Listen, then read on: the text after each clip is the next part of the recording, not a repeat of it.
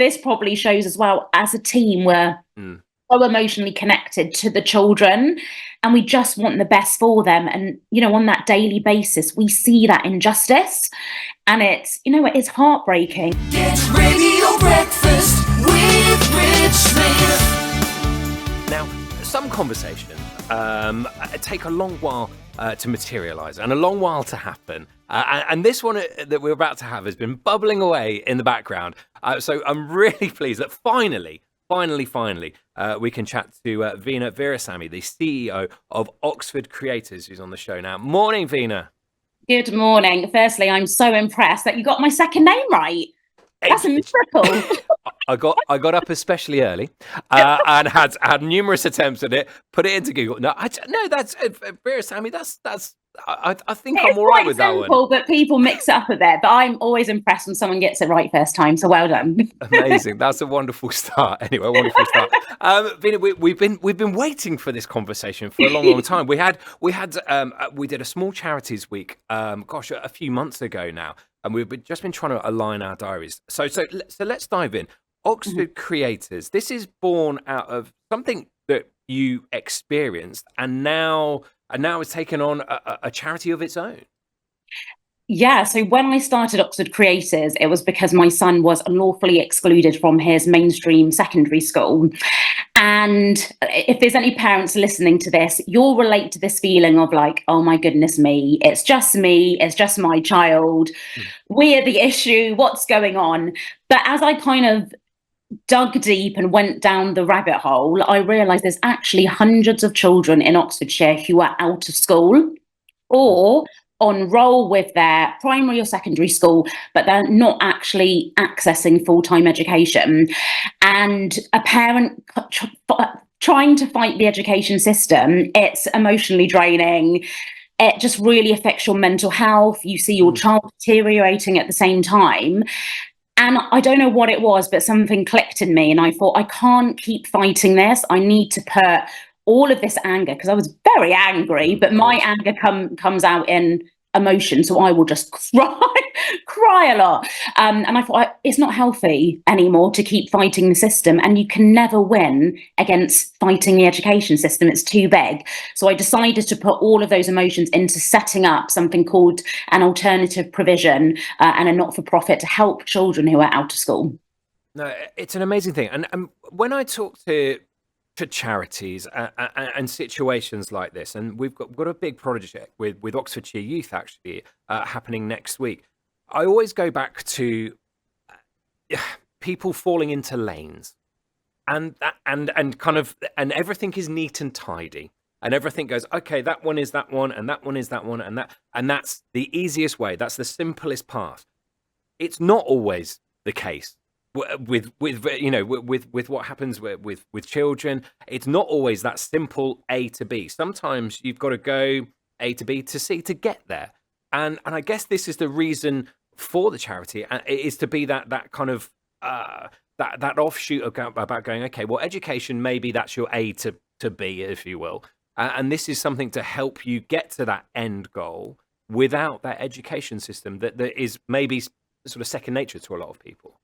Definitely. And I think what we do really differently is giving the children a voice. So we call it, student voice in the education sector, because, us as adults, we're making all these decisions, but we're not actually asking the children at the heart of this issue and it is a pandemic that's currently happening across the UK, with so many children just not fitting into the system. And why should they? Because the system has not changed for decades now.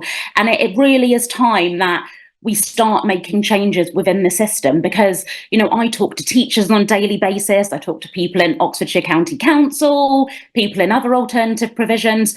A lot of us are aligned. We're all on the same page. We know the system isn't working yet. We're being very slow to kind of adapt to the children and get it right for them.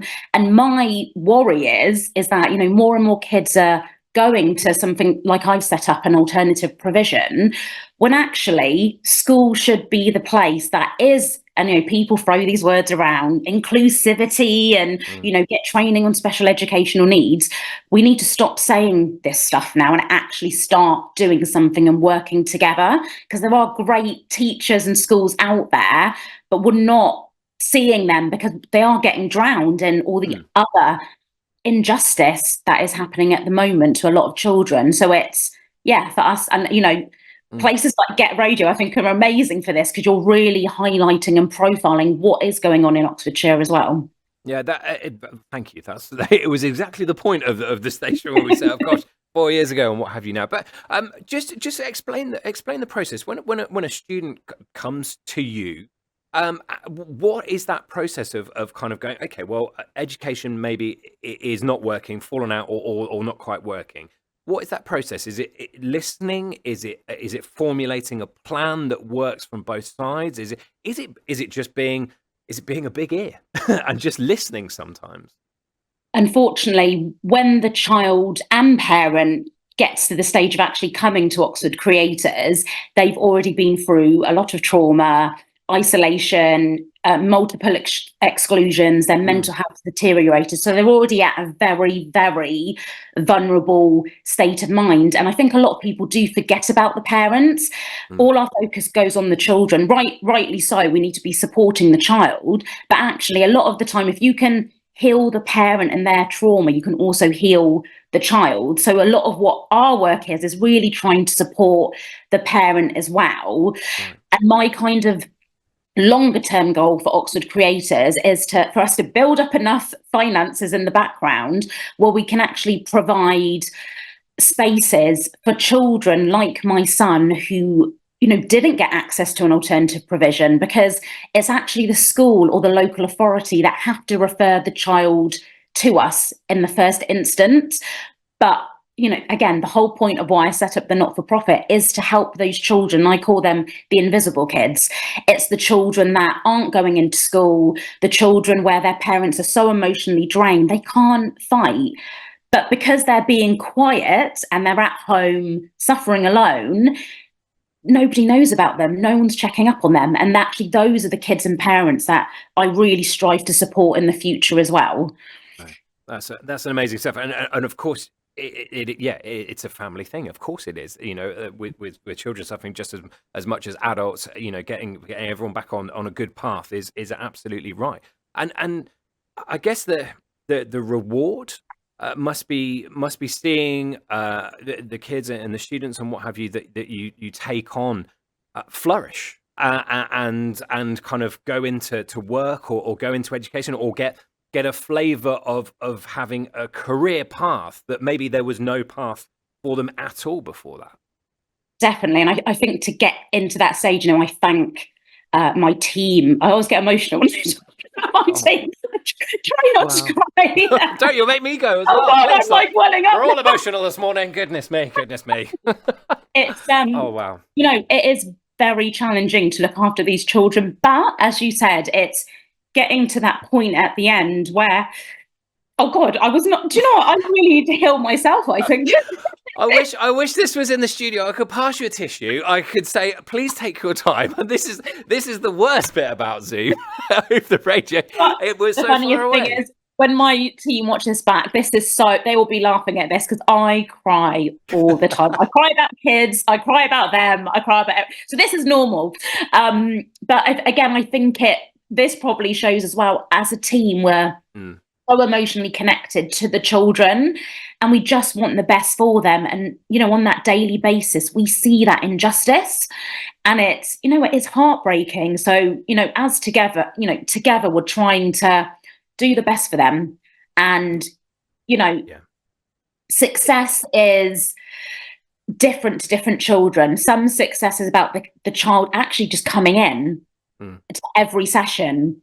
That is their success for one child, and then they go on a different journey of doing different activities and maybe getting some academic learning in there. And for other kids, it's maybe tackling their confidence or self-esteem or getting them back into school. So we've got so many different outcomes and so many different needs, and it's a juggle. And it is, whoever come down, you're invited, Rich, to come and talk. It can be very chaotic sometimes as well. That it sounds amazing. What I would say about this, and you sort of alluded to it a little bit there, Veena, but is the whole point of why we set up this radio station was to give a platform to the people that kind of actually we might not hear about and we might not know about, and this is the whole point of it. It is to give you a platform to kind of showcase the amazing work that you are doing, the passion clearly that you've put into this, and doing, fighting the good fight. And I'm still bowled over, even 4 years in, that we still speak to people who are doing incredible and wonderful things. Not top line material, not the big headlines, but actually fighting the good fight, sort of down there. So it is amazing what you're doing. Keep up that good fight. It's incredible to hear about what you're doing, and the passion really, really well. You've set me off this morning, which is that's a sign of it. That really, really is. If people are listening to this and kind of being affected by it in some way, shape, or form, where can people find out a little bit more about what you do and kind of have a bit of a deeper dive into it? Because we're on breakfast radio and we have things like travel and songs and goodness knows what else to get in. Thank you so much for giving us this space as well to talk about Oxford Creators. So people can go to our website, oxfordcreators.co.uk. And if you actually want to see more from our students, we always get our students involved on TikTok and Instagram, so at Oxford Creators. And if anyone wants to email me directly, if anyone wants to volunteer or just find out more about what we do, you can email me, Veena, Veena, at oxfordcreators.co.uk. Amazing. It's been wonderful to chat to you. Wonderful to find out about this amazing charity. And as I say, keep doing what you're doing. It's an incredible and wonderful thing. And thank you so much for joining us this morning. Thank you so much. Have a great day. That's brilliant. That's Veena Virahsammy there, of the CEO of the Oxford Creators. Just amazing, isn't it? What happens in this county? Still get bowled over by it. Always.